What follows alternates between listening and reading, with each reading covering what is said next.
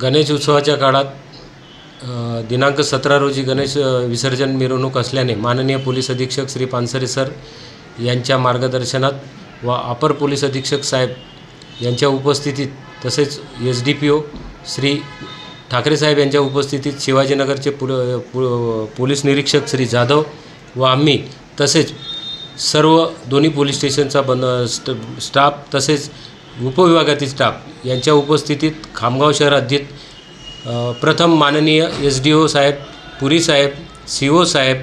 सर्व विभागाचे प्रमुख अधिकारी यांच्या उपस्थितीत गणपती मार्गाचा रूट बघण्यात आला। रूट पाहिल्यानंतर